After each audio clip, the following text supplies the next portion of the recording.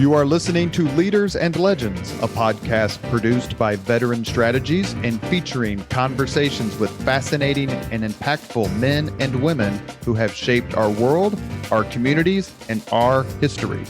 My name is Robert Vane, Principal of Veteran Strategies, and your host for our discussion. You are listening to Leaders and Legends, a podcast presented by Veteran Strategies, a local veteran public relations enterprise, and sponsored by Girl Scouts of Central Indiana, Garmond Construction, Leaders and Legends LLC, the Grand Hall and Conference Center at Historic Union Station, the McGinley's Golden Ace Inn, and McAllister Machinery, your friendly neighborhood Caterpillar dealer. You may find all your sales and rental equipment needs at McAllister.com. We are pleased to announce our podcast is a member of the All Indiana Podcast Network in partnership with Wish TV. You may find Leaders and Legends at allindianapodcastnetwork.com. Thinking of starting a podcast or need to host a public meeting? Let Leaders and Legends LLC be your partner as you look for new ways to communicate your message. Please contact Chris Spangle and me at leadersandlegends.net. Thank you for joining us on the Leaders and Legends podcast. Our guest today is Dr. Nicola Tallis. She is one of the world's best-selling and, quite frankly, most delightful historians. She received her PhD from the University of Winchester. Is that correct? That's correct, yeah. In 2019, and has written for several history magazines, including BBC History, which I've subscribed to for years. It's a must-have if you like history of all time periods and countries. And History Revealed is another publication. Dr. Tallis also has made numerous television and radio appearances. You can look her up on YouTube. Her books include Crown of Blood, The Deadly Inheritance of Lady Jane Grey. We're going to talk about Miss Grey in this podcast. The Tumultuous Tale, is it Lettice Knowles? Lettice Knowles. Lettice Knowles. Okay, I was going to ask you that before we recorded. And then I was going to ask how the Brits get Leicester out of Leicester. Yeah, Leicester. Countess of Leicester. Uncrowned Queen, The Fateful Life of Margaret Beaufort, Tudor matriarch. And her new book, which if you follow her on Twitter, Dr. Tallis, what's your Twitter handle? It is at Nicola. No, sorry. Yeah, no, it is. It's at Nicola Tallis. To think about that. Yeah. You will see she has a new book coming out called All the Queen's Jewels, 1445 to 1548, Power, Majesty, and Display. We will put a link to Dr. Tallis's website when we post this podcast interview. Dr. Tallis, thank you so much. You're joining us from Bath, England. Is that correct? Yeah, that's correct. Thank you so much for having me and for such a lovely introduction. Well, you're very kind to share a little bit of time with us here in the United States on the Leaders and Legends podcast. As we were discussing beforehand, my graduate degree is in medieval history. I'm a tremendous fan of the English people, of the British people. And as I've told, I think both Susanna Lipscomb and Tracy Borman, I would move there tomorrow. It is a wonderful, wonderful, wonderful place. So the most proximate event or happening, if that's the right term, that Americans would maybe have as a frame of reference for the royal family, for the British monarchy, isn't Meghan Markle. It's not that. It's the Queen's Platinum Jubilee. What were your impressions of the celebration and her thoughts on her 70-year reign? It's incredible. And it's incredible to live through and experience a piece of history as well, I think. So I was very fortunate because at the time of the Jubilee, I was on a cruise, a special Jubilee cruise, which was touring the British Isles. And I was talking about the crown jewels as a part of that cruise. And I was in really great company, actually, with lots and lots of royal enthusiasts, but also with lots of people who either worked for the Queen or worked for members of the royal family. I think actually I was probably the odd one out because I'm the only person who hadn't worked for the royal family, although I have met the Duchess of Cornwall. So that's something, that's my claim to fame, I guess. I was going to ask you, so tell the audience who the Duchess of Cornwall is. The Duchess of Cornwall is Camilla, so Prince Charles's wife. And I met her in 2012 when I was working at Sudeley Castle, and which is or was the former home of Catherine Parr, Henry VIII's sixth wife, and who lived. She lived. Who lived. Oh, hold on a second. Forgive me. I forgot to do this at the beginning. Chris Spangle knows. Of course, since we don't post the video for this podcast, this is meaningless for the listeners. But this is my official British Historian podcast shirt. Wow. Oh, I love that. It's all in the execution. Super cool. I want one of those. Take care of that. Anyway, forgive me. Go ahead. So Henry VIII. Yeah, so former home of sixth wife of Henry VIII. And anyway, Camilla, the Duchess of Cornwall, she came to visit Sudeley Castle for the day. We were all told not to talk to her unless she came and spoke to us. So I was fully expecting to just maybe catch a little glimpse of her. But she was so nice. She came over and said hello and asked how I was and how long I'd been working there. So it was a brief conversation, but a very nice conversation. Well, I guess here we kind of think that you stumble into royals, all the time at the market or the whatever. But, Dr. Borman, was a wonderful podcast guest, absolutely wonderful. I think as I recall, she said she's never met any of them. Well, so Tracy Borman is a really good friend of mine, and I don't know if she told you this, but what I do know is that her daughter presented the flowers to Kate, the Duchess of Cambridge, when she visited Hampton Court. So I don't know, maybe Dr. Borman didn't actually meet her, I'm not sure, but she definitely, I know that happened. Well, I'll have to send Dr. Borman an email because I'm sure she was over the moon at that opportunity.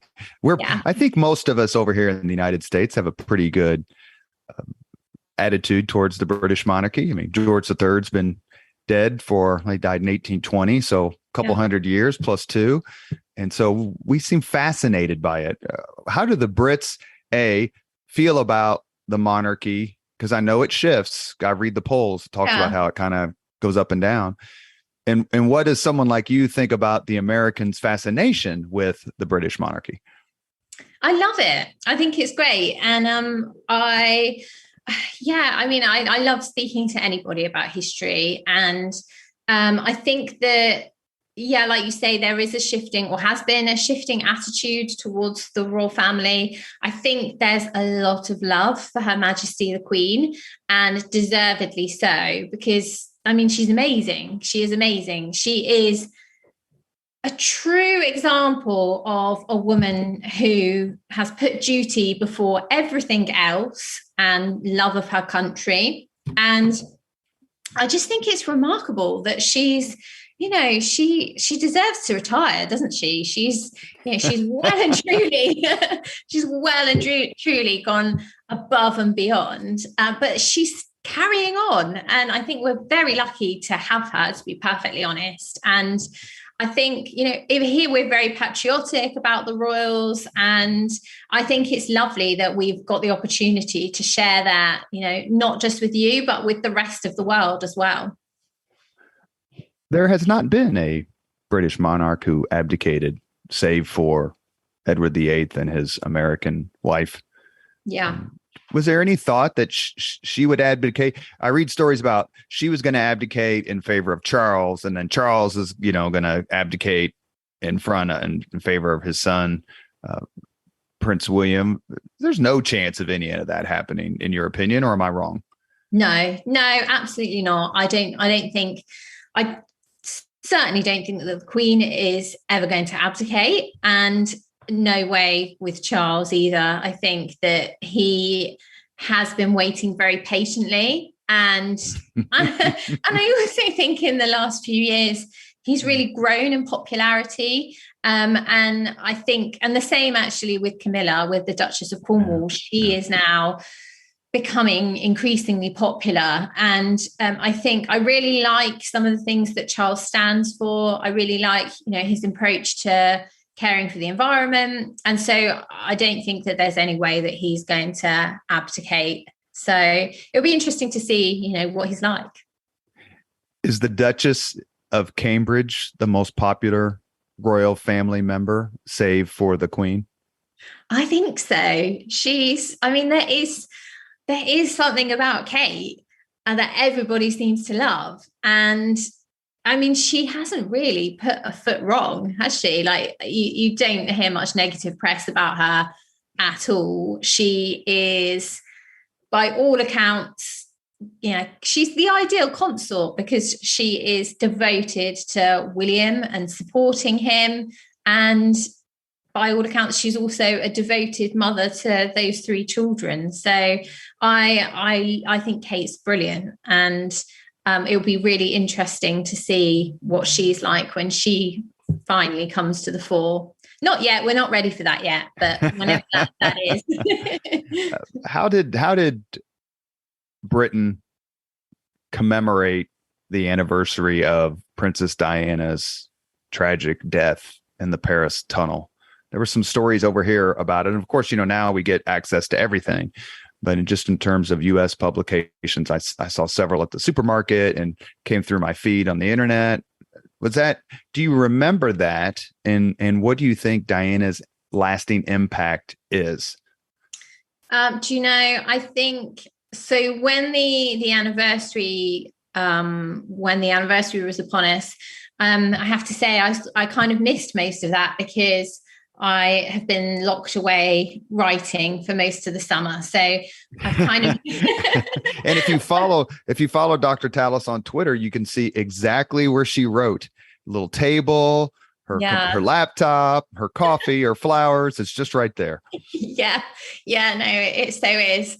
So I've kind of been a bit out of the loop with things that have been going on. But so my mother absolutely loved Diana, has always loved Diana.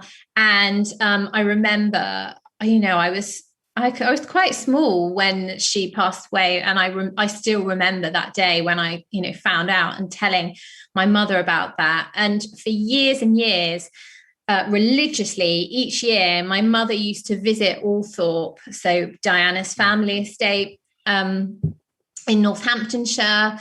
And she used to take flowers there every year to leave by the lake where Diana is buried. And so for several years, I was a part of that as well, because I used to go and join in with doing that. And there's all sorts in the press about Diana, but to my mind, I think that we should remember her for all of the good that she did. And she touched a lot of people's lives. And, again, when I was on this cruise for the Queen's Jubilee, and we heard from, let me get this right. We heard from Charles and Diana's assistant private secretary, and he was just talking about what a warm person she was and how fun and easy she was to be around. And that's something that seems to be spoken about a lot with her. And and I think that I think it just must be extremely painful for Harry and William to keep hearing about these conspiracy theories and the negative press. And I think she was ultimately a really, really good person, and we shouldn't lose sight of that. That's my view. Well, that's the view of her, obviously, here in the States. It's interesting. I find it, a little bit sad, but also very beautiful. And correct me if I don't have this right, but doesn't Prince William's wife, Catherine, wear his mother's wedding ring? engagement ring. Engagement ring. Yeah, absolutely. So no, I think that's very touching as well, and a nice way of remembering her for sure. You're listening to the Leaders and Legends podcast. We are with historian Nicola Tallis. She has been so kind to Zoom from over in Bath, England, to join our little history nerd conclave here in Indianapolis, Indiana. Speaking of new histories and your new book, there is a terrific cadre of female historians, not only the Tudor Stuart period, but others. Susanna Lipscomb, who came on the podcast, Dr. Susanna Lipscomb, Dr. Tracy Borman, who came on the podcast. She was wonderful. Helen Carr, who I'd love to have on because she wrote the book about John of Gaunt. Yania Ramirez, and then you, of course. What perspectives do this new generation, what perspectives do you all bring that may have been missed in the past from people like Scarisbrick and Elton and various other historians of Britain? I think that every historian just brings, it sounds probably a bit, I don't know, a bit obvious, but I feel like each historian just brings a bit of themselves and their own personality to their work.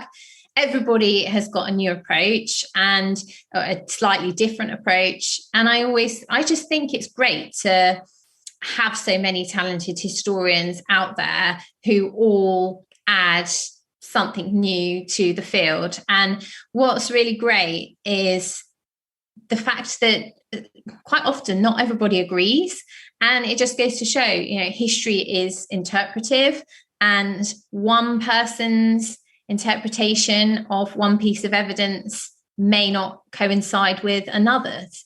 And I think that's the joy of and the beauty of history, is that everybody will have their own approach and everybody will have a different way of looking at it. And we really need to keep that going and encourage that for sure. Okay, so we're going to get into that. Okay, I want to ask you about your book, your new book. Yeah. Then I want to ask you this question, only because it was kind of funny, the reaction. So I asked Dr. Lipscomb, who was a terrific guest. She was so generous. She was so fun. It was great to talk to her. Yeah, who was the most overrated person in British history? And I'm going to ask you this question. I'm going to ask you that same question. But her answer was Queen Elizabeth I. And I thought poor Tracy Borman was going to fall out of her chair when I asked her that and told her of Dr. Lipscomb's answer. So anyway, since you just talked about historians and different perspectives and not agreeing. So Dr. Tallis, who is the most overrated person in British history? Do you know, I do kind of agree with Susanna about Elizabeth. Tracy won't like me for that. But she is overrated. But for the sake of being different, I'm going to say Henry. Okay, stop. No. Helps. Yeah, you got to say why. Why do you think she's overrated? Why? Because I think that, yes, there's no doubt that, Elizabeth's brilliant in all sorts of different ways.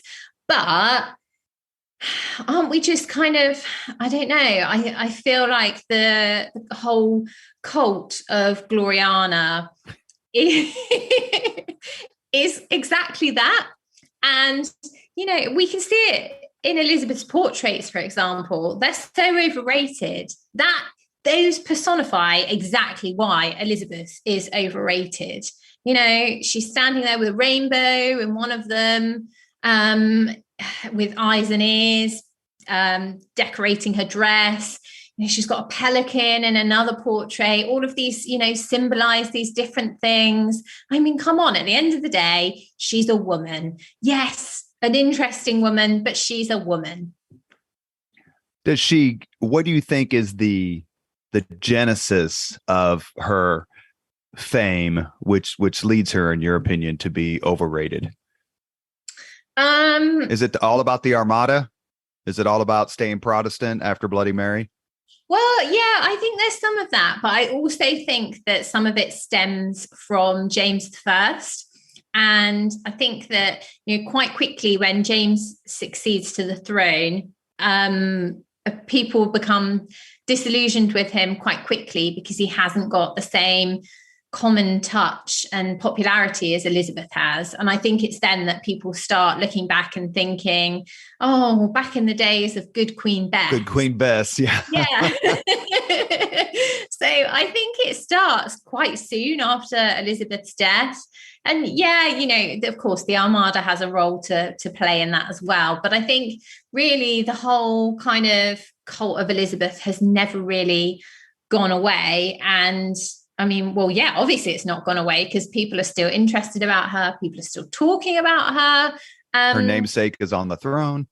Yeah, exactly. Her namesake is on the throne.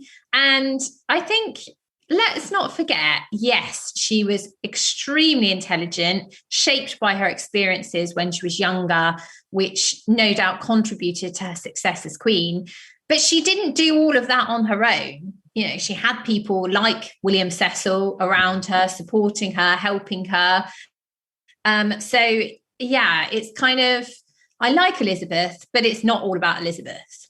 So you said, or you started to say before we went on about the why of Elizabeth I. Henry VIII is the most overrated. Yeah, I mean, he is, isn't he? He is like Elizabeth. And don't get me wrong, because I'm really interested in Henry VIII. You know, I've researched him and written about him in various contexts in books and articles and so on. And he is super interesting. But I don't know. Like, I'm kind of just done with the whole King's Great Matter. King falls in love with Anne Boleyn, divorces Catherine of Aragon. I'm just so done with it. It's just yeah. Is that I mean, what did Shakespeare say about, or Cassius say about Julius Caesar and Shakespeare? Why, man, he doth bestride our narrow world like a colossus. Isn't kind of what Henry VIII does to the 16th century? He just kind of bestrides it, and there seems to be whether it's the king in Parliament or just the wives or the fight with the Pope. Why do you think he attracts so much attention? Well, it is that whole thing of having 6 wives, isn't it? No, without doubt, because no other monarch in British history has done that either before or since. Thank goodness. Don't think we could cope with another one. So I think that is without doubt, that's part of it. But also I think because some of these women were such fascinating characters within their own right, of course, Anne Boleyn being the most famous, I suppose. And so I think that she has in turn contributed to that that popularity, I guess, of Henry VIII as a subject. But I do feel that it's kind of a shame, because when we think of the Tudors, those are the 2 personalities that immediately spring to mind are Henry VIII and Elizabeth, and probably then Anne Boleyn. And, you know, there were, in my opinion anyway, there were 4 other Tudor monarchs. Mm-hmm. And, you know, and I think that they are all equally worthy of being spoken about in their own right and being remembered in their own right as well. So it's not just about Henry and Elizabeth. It's Henry VII, Edward VI, Mary I, Bloody Mary, and then a Lady Jane Grey, who we're going to ask about in a little bit. Yeah. Because Tracy Borman included her in the Crown and Scepter book. So I asked her about that. But let me ask you another question first, and then I want to talk about your book. We discussed who's the most overrated person in British history. Who is the most underrated?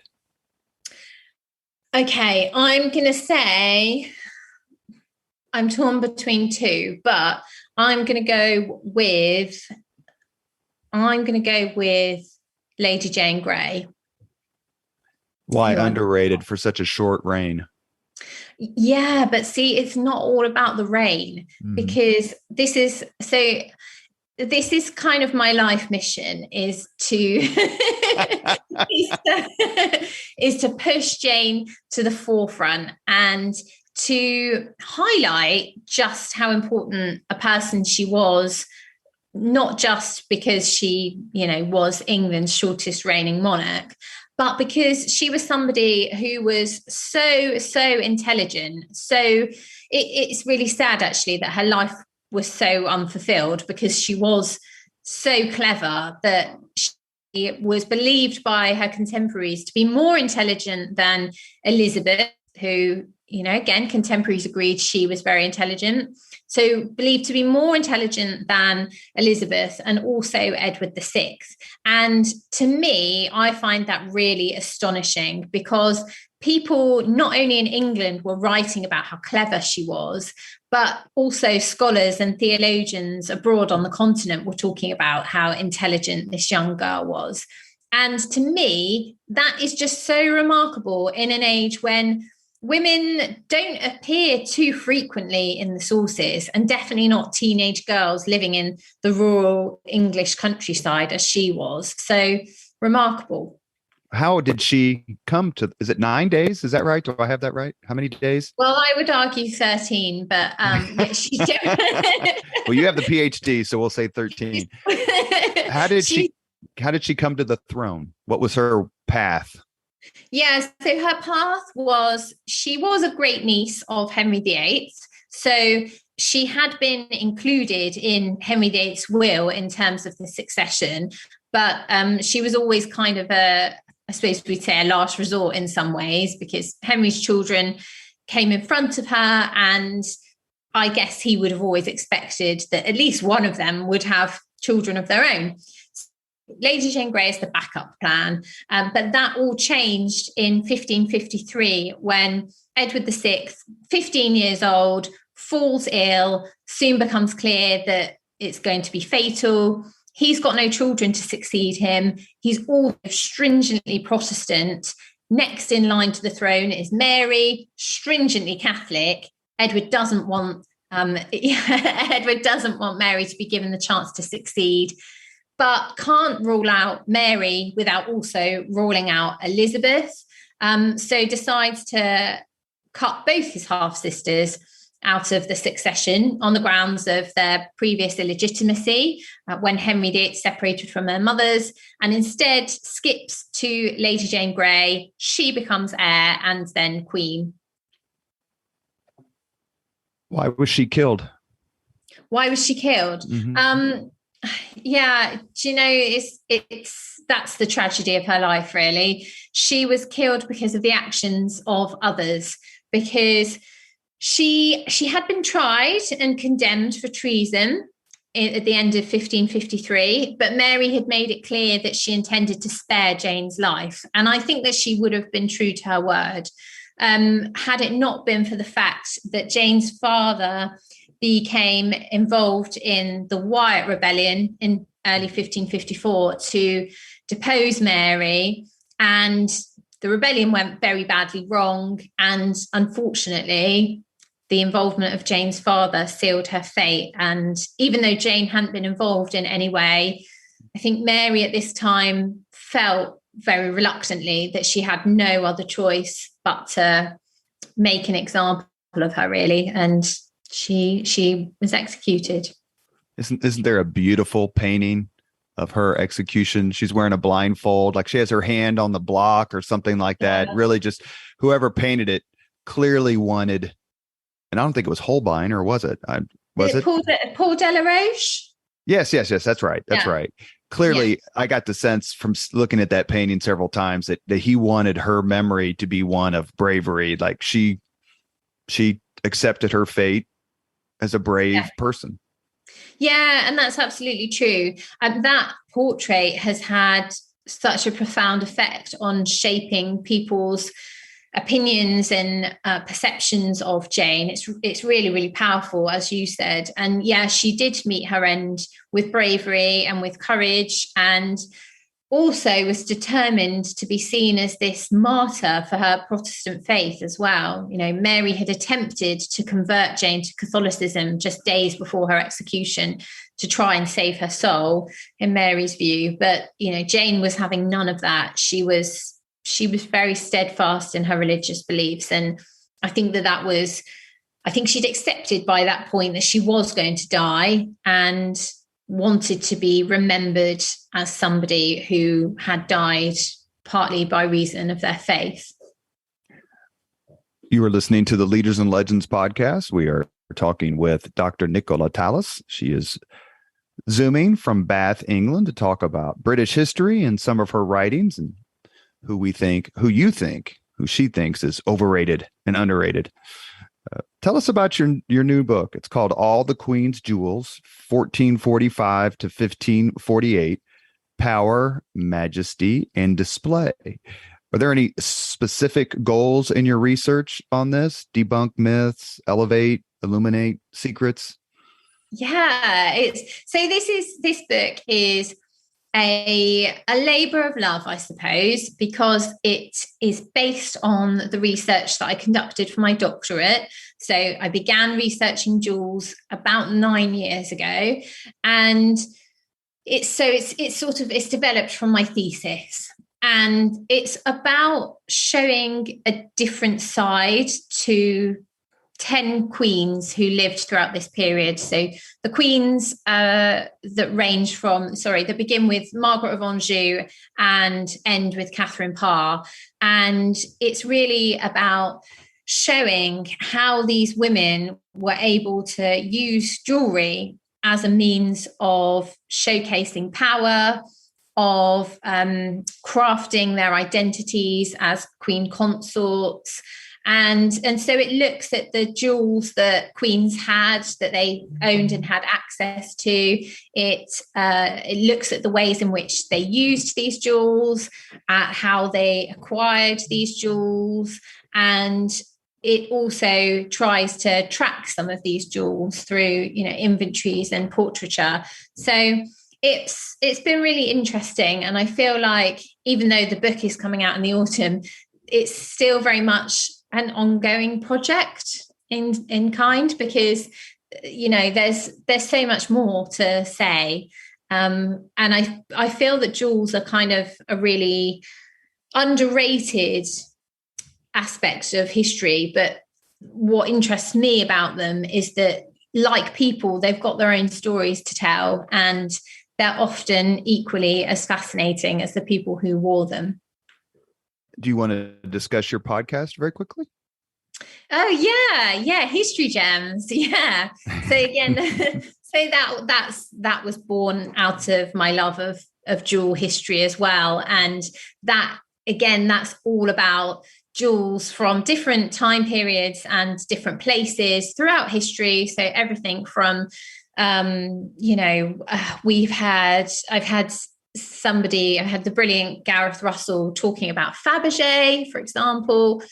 He is a future podcast guest, as a matter of fact. He's going to come on and talk about his new book. Yes, I can't wait. I read his book.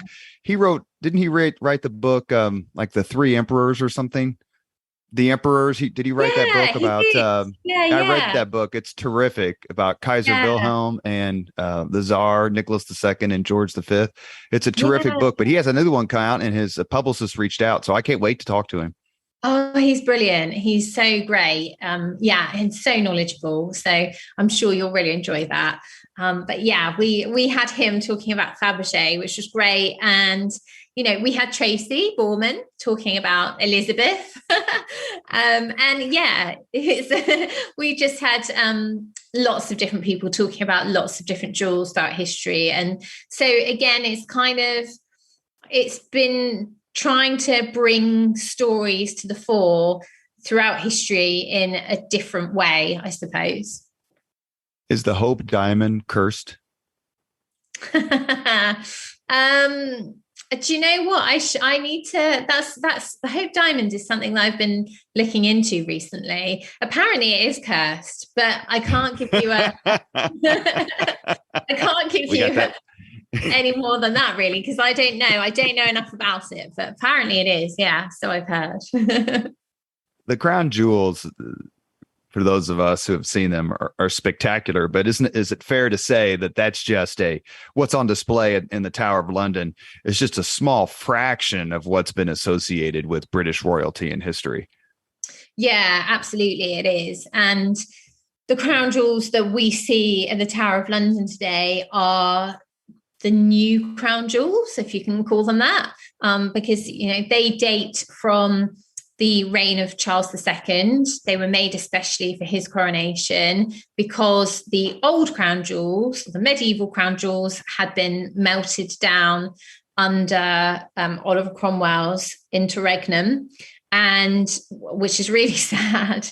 And especially if you study material culture like me, there are a couple of things left, but not very much. So yeah, the current jewels date from the 1660s, and with some additions and some alterations, as is often the case, particularly with jewels, they have pretty much been used at the coronations of every monarch since.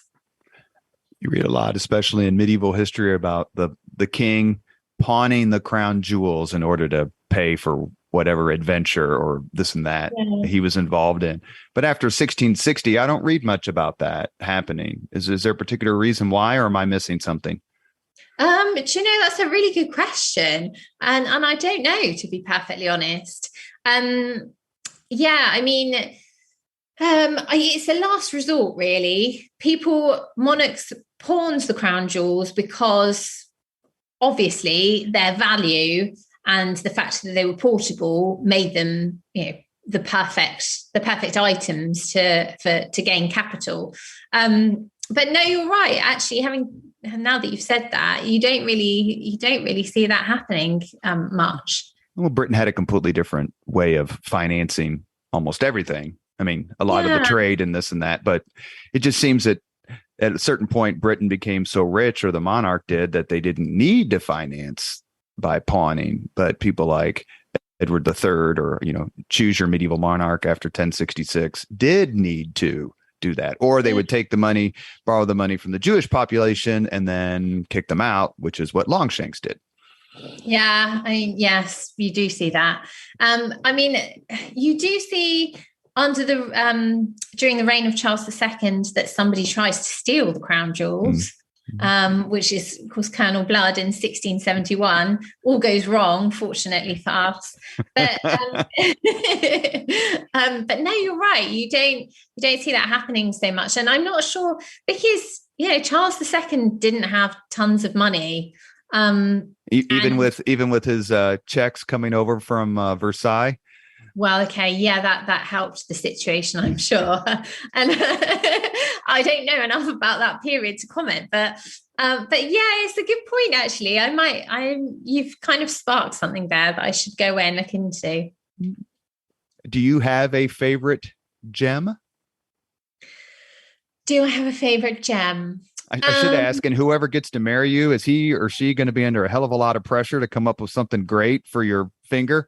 You're like, well, I'm already married. Oh, okay. Well, it's like I've studied gems my whole life, so you're going to have to go really strong on this one. I know. My husband did really well, actually. He designed my engagement ring himself, so I can't, and it's really beautiful. So he did very, very well, and it's diamond as well, which is great because diamonds have got all sorts of really interesting symbolism attached to them. So so he did well on that front. So that is your favorite gem. Do you have a second favorite gem? Yeah. Okay. Second favorite gem. I don't know where it is right now. Nobody does, apart from the owner. But second favorite gem would be La Peregrina. So the beautiful pearl that its history stems back over 500 years. It was in the Spanish royal family for a long, long time. And there's some debate over whether Philip of Spain gave that to Mary I. But what we do know for sure, this is a great story. So at one point, Richard Burton bought La Peregrina. Do you know this story? Okay, so go ahead. Okay, so Richard Burton buys this famous, beautiful pearl for Elizabeth Taylor. And one morning they can't find the pearl. And anyway, they notice that their puppy is chewing on something, and it is La Peregrina, this 500-year-old pearl, which luckily was not damaged by the puppies chewing. But it's kind of, it's kind of a shame because it was sold into a private collection. So nobody knows where it is anymore, which is kind of a shame. But yeah. Didn't he buy her, is it 67 carats, the Taylor Burton diamond that was so famous 50 years ago when he bought it? And I don't know what happened to that, but I think it's 60 some carats as her engagement ring or some present. Yeah. I think you're right. I don't know.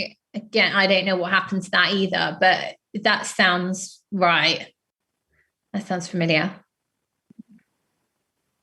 Nearly every historian ranks Bosworth, the Battle of Bosworth Field in 1485, as one of the seminal and watershed events in English history.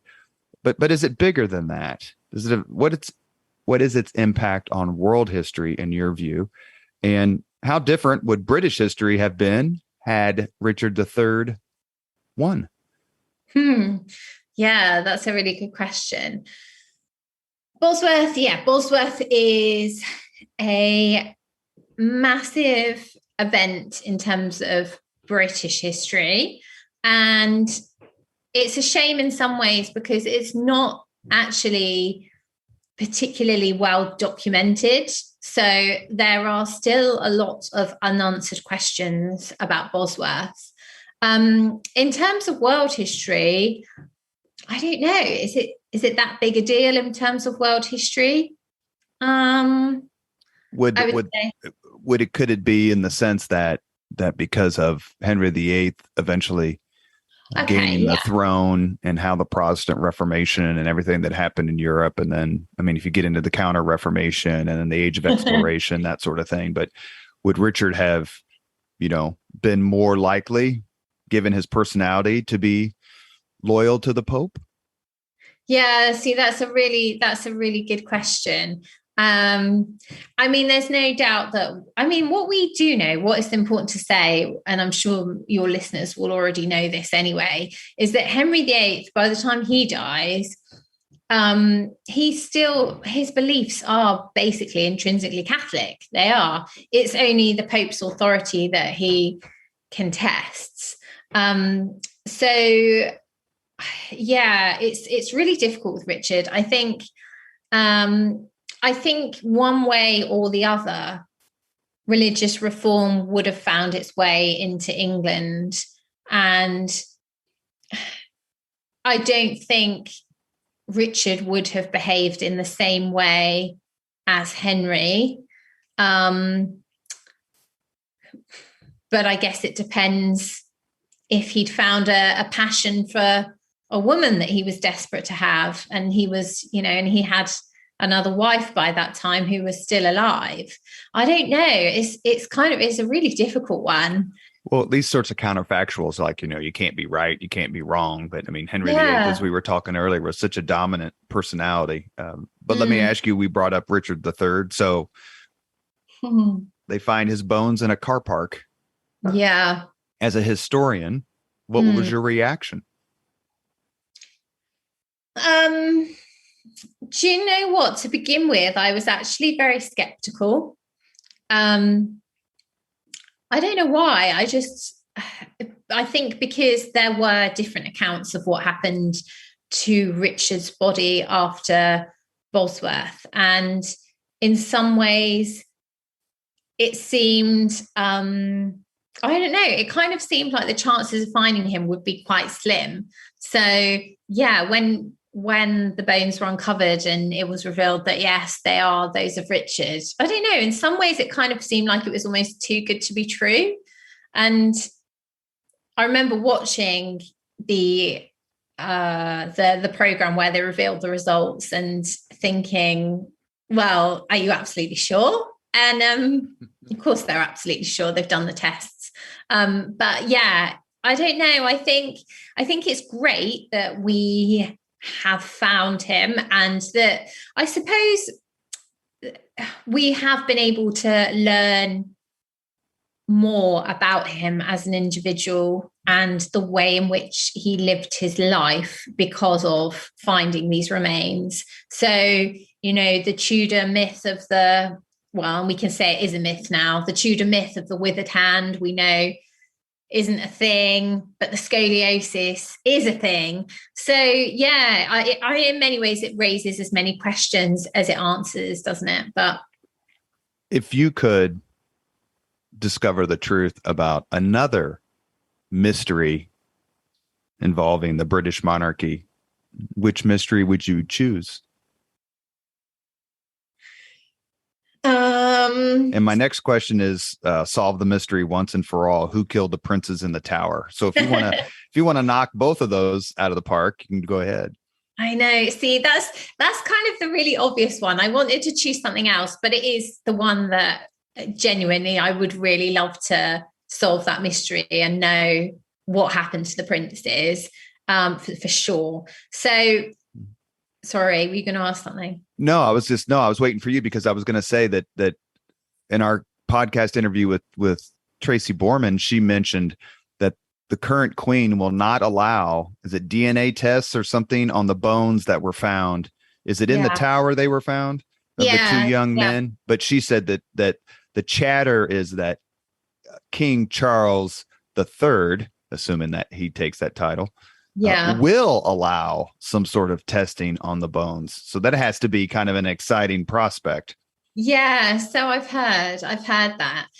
So actually also, I'm guessing that you will have seen, did you see that publicity about this church in Devon where they kind of likened it to the Da Vinci Code, right? So there's a tomb there to a gentleman named Sir John Evans, and there was this research that had been conducted by Philippa Langley as part of the Missing Princes project to suggest that possibly this Sir John Evans was an alias for Edward V. And anyway, I visited this church last month when I was on holiday, and I was looking in the visitors book in the church, and there are all these people who've been to visit this church who are writing in there about how they've come to visit the tomb of the lost king. So that's kind of gathered some agency. For what it's worth, I don't think that this tomb does belong to Edward V at all. But there are people out there who do. And so there are always theories coming to the fore about what happens to the princes in the tower, I think is what I'm trying to get at. But yeah, absolutely. As Tracy said, as Dr. Borman said, that apparently the talk is that Prince Charles becomes king is more amenable to having those remains found in the tower, now in Westminster Abbey, DNA tested. But, even if that happens, again, all that will tell us is whether those remains are those of the princes or not. And everything else remains open to speculation because, people will never agree. One of the things that Tracy said was she actually, I think, kind of made a joke of it, or she kind of like made a face when she was talking about how powerful the Richard III Society is in your world. Yeah, that's so true. And there are lots of people who believe that Richard has been given a very, very bad press. I'm not a member of the Richard III Society, but I do know. So a friend of mine, Matt Lewis, has recently become the chairman of the Richard III Society.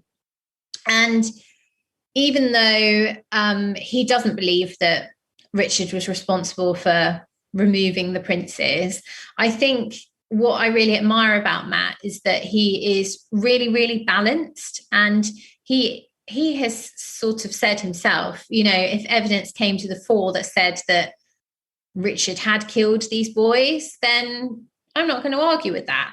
And I kind of feel the same, but coming from the opposite side. So I believe that the princes did disappear at Richard's hand, but equally, if evidence came to the fore to suggest that wasn't the case, that's fine. Isn't there? I don't correct me, because now I'm trying to remember something I haven't read in a long time, but there was someone else, a female. It wasn't Lady Beaufort, was it? That they're trying to blame. It was somebody else, a Yeah. woman who they're trying. Is it Lady Beaufort? Yeah, Margaret Beaufort. Yeah. Is it? Okay, good. Yeah, I get that a lot. Yeah. And that's again, a no-go for you? No, definitely not. And so, I've had this thought and I am going to do it. I've decided.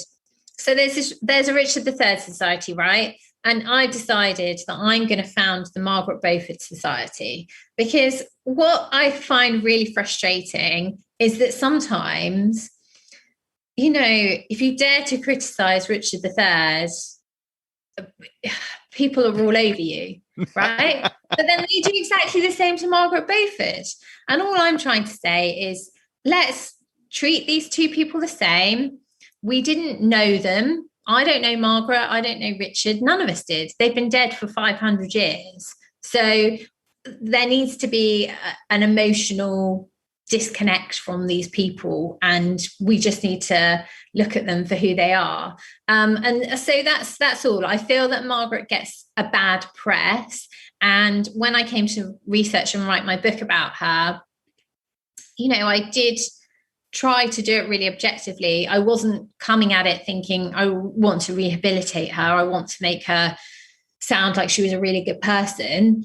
It just so happened that was the conclusion that I came to based on the research that I did. So, I just feel like we perhaps need to bring a bit more balance into the equation where Richard and Margaret are concerned. Will you make sure you send me a membership application to the Absolutely Margaret Beaufort Society? And I'm actually member. Yes, first one. I'm your first member. I'm going to order that book.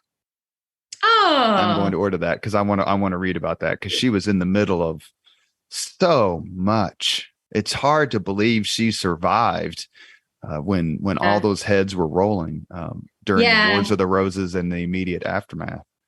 She was an amazing woman for sure. Why? Speaking of which, my next question: why the hell are the Wars of the Roses so complicated? My thesis director in graduate school has a PhD in medieval history. He wrote about the House of Godwinson.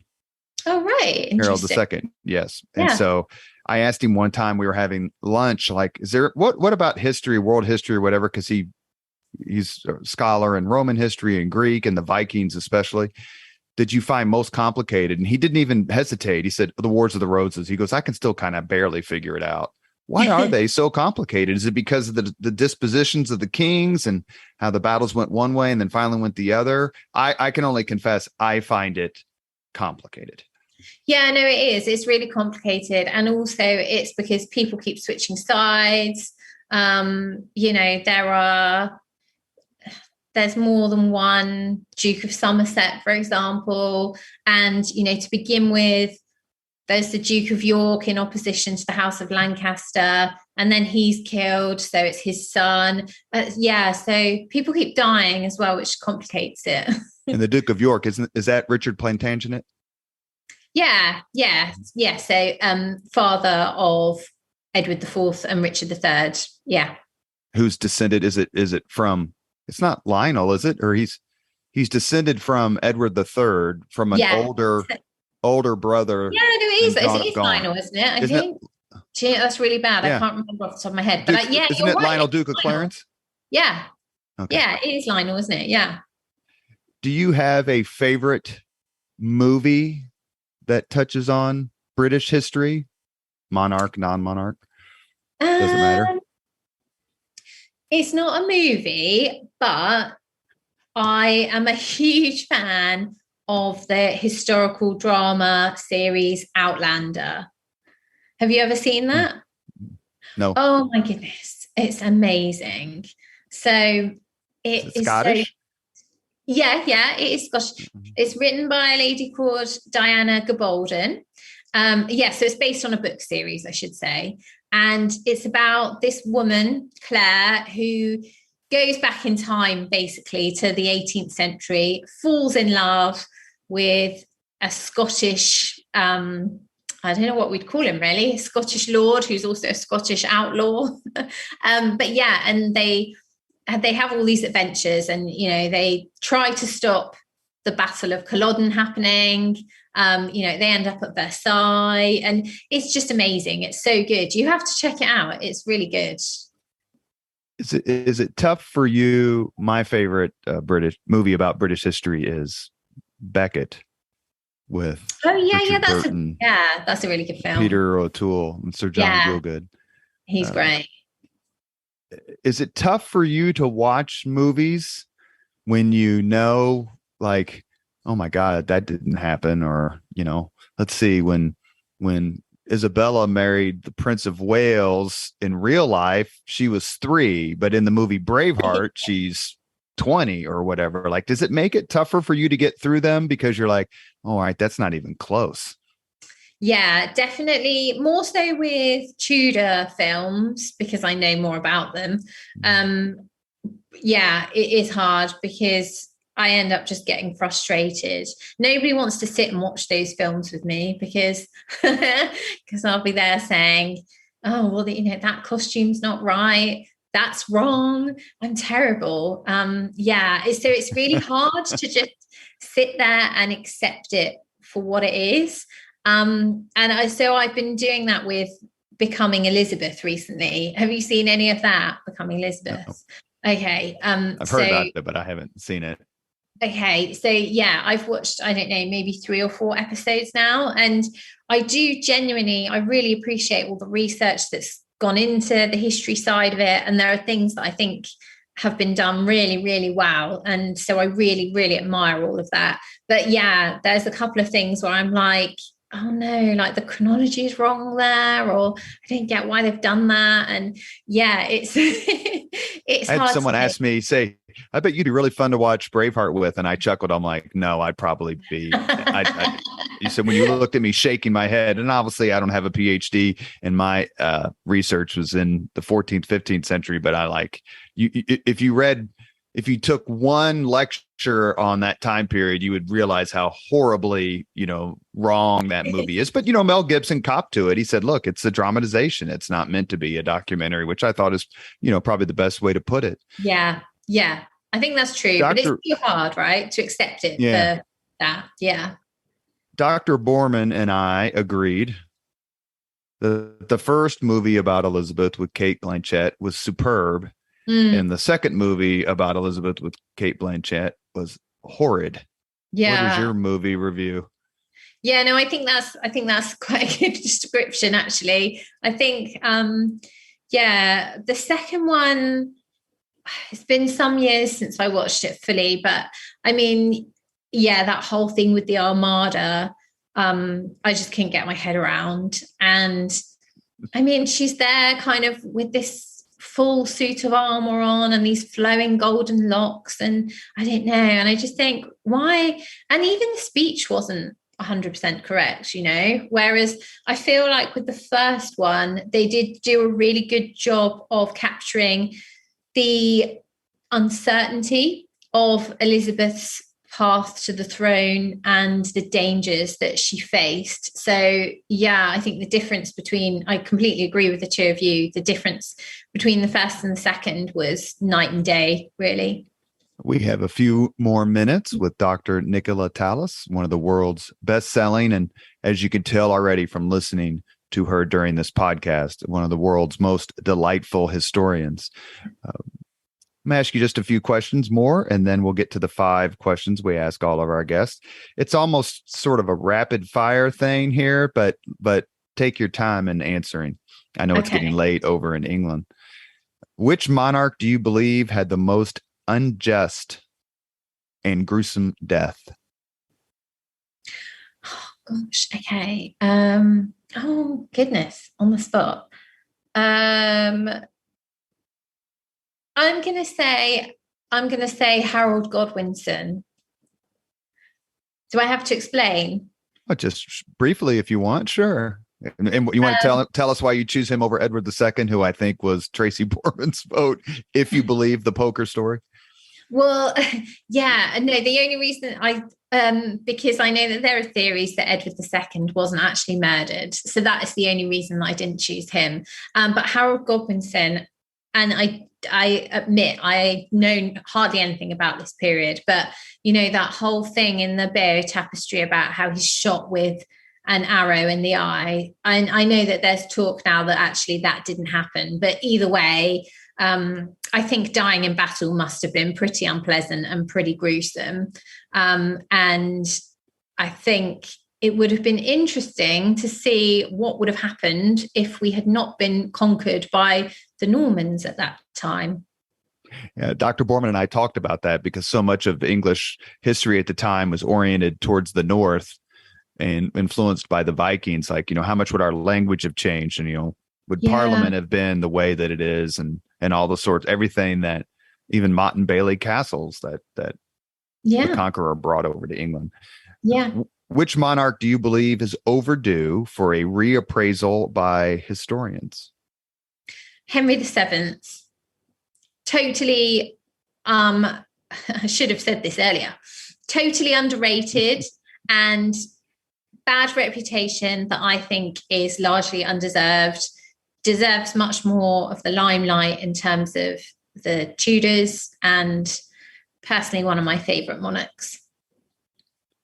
Would you have voted to execute Charles I? Oh, golly. No, I wouldn't. No, I wouldn't. Bad king, made bad choices. I don't know. I'd have put him in prison somewhere, left him in prison. Would you have voted to execute Mary, Queen of Scots? Oh, gosh. Because Susanna Lipscomb's point was she got executed for treason, but she's not British. She's the queen of an entirely different country. Or she's not English, I should say. So yeah. Why did she get executed for something that she can't be accused of? I would go along with that. And I would say, no, I wouldn't execute her. You're soft-hearted. All right. This is this next question is the easiest question you're ever going to get in your life, except for when your husband said, "Will you marry me?" Okay. Would you have voted to execute Lady Jane Grey? No, absolutely not. Of all the three that you've just said, and you're right, that is the easiest question ever. No way. She never deserved that. No. If you could go back in time and box the ears of any English or British monarch, whom would it be? I love that. That's really funny. It would be Queen Victoria. Why? Because she disappeared? Yeah, because she disappeared. And so this is where I'm not soft-hearted, because I understand she was grieving, but I think after a certain amount of time, she just needed to, pull herself out of it and try and remember that she was a queen and, that she had duties to fulfill. Do you have a choice for the most impactful English or British dynasty? I think it has to be the Windsors, our present dynasty, because they are still impacting and influencing our lives today. As you said, people all across the world are fascinated with them, continue to be fascinated with them. We judge them on the decisions that they make and have made. They continue to draw controversy and debate. And there have been some good decisions, some bad decisions. Which figure in English or British history to you represents the most consequential premature death? And Dr. Borman was like, I think you just given me a book idea, Robert. So I just said, just make me a co-author and I'm happy to turn it over to you. Well, there you go. Okay. I think James I's son, Henry, Prince of Wales, because if we had had him, who knows, maybe we wouldn't have had an English Civil War. And he was very well thought of. Yeah. Contemporary. Yeah, I quite like him. I don't think Tracy's quite as keen, but I quite like him. What about, I'll throw a couple other names out here. Edward the Black Prince, who dies a year before his father.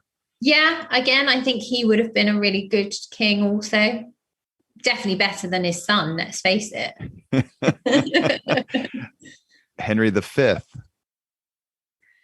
Yeah. I think that was maybe Tracy's choice. Dr. Borman's choice, I think, was Henry V. That he had a chance to be. So he's already a phenomenal military leader and monarch, but he had a chance to just be. Yeah. And also, actually, having thought about it, if it would have meant that we didn't have to have Henry VI, or not for quite as long anyway, then maybe lives would have been saved. Who knows? We mentioned at the beginning of the podcast, or maybe before it started, that I'm going back to England for more visits. It's my favorite place in the world. But have you been to the United States? And if you have, did you enjoy it? Or if you haven't, when do you think you'll swing by your former possession? Yeah, no, I have been. I can't say I've traveled widely. I've been to New York, which I absolutely loved. And it's crazy and amazing at the same time. You stand there and you go, okay, this is the biggest city in the world. Yeah, I love it. It's so cool. But actually, my husband and I have spoken about the fact we'd both really like to come and travel in the US. I would love to come. No immediate plans, but I'm always open for offers. We've reached the point in the Leaders and Legends podcast where we ask the same 5 questions of all of our guests. Professor Tallis, Dr. Nicola Tallis, are you ready? I'm ready. Number 1, what was your first job? I was a waitress at a hotel. Hated it. I don't know that we've had the answer, I was a waitress and I loved it. It's always, I was a waitress and I hated it. Oh, yeah, sorry. Number 2, what was your first concert? My first concert was Craig David, who Craig David is amazing. I still love him to this day. He's amazing. He's a British artist, but he's brilliant. A very unique answer for those of us here in the United States. Check him out. Number 3, if you could suggest any book for someone to read, which book would you recommend? This one is one of my personal favorites. It is historical fiction and it is Anya Seton's Catherine. I guess you would have known it. You would have read this one. Yeah, amazing book. Number 4, this is always tough for historians. Number 4, if you could witness any event in history, be there in person as it happens, which event would you choose? Okay, so we talked about this one earlier, and it would be the Battle of Bosworth, because it was, as we spoke about, such a pivotal turning point in our history. But also, as I mentioned earlier, it's also one of the most poorly documented battles. So I'd love to be able to know more about that and how it played out. Last question. If you could have dinner with anyone living today, 2 hours off the record just to chat, whom would you choose? I would choose Kate, the Duchess of Cambridge, and I would ask her how she goes about choosing her wardrobe, all her beautiful outfits, and and I would ask her for the name and number of her stylist. Maybe alone? Yeah, maybe. You have been listening to Leaders and Legends, a podcast presented by Veteran Strategies, a local veteran public relations enterprise, and sponsored by Girl Scouts of Central Indiana, Garmon Construction, Leaders and Legends LLC, the Grand Hall and Conference Center at Historic Union Station, the McGinley's Golden Ace Inn, and McAllister Machinery, your friendly neighborhood Caterpillar dealer. Our guest today has been historian and best-selling author, Dr. Nicola Tallis. Dr. Tallis, you have been an absolute delight. Thank you so much for your time. I can't tell you how much I've enjoyed the discussion. Oh, me too. Thank you so much for having me. It's been so much fun. Thank you very much for listening to Leaders and Legends, brought to you by Veteran Strategies Incorporated. If you want to contact us about this program or our menu of public relations services, please send us an email at robert@veteranstrategies.com. That's robert@veteranstrategies.com.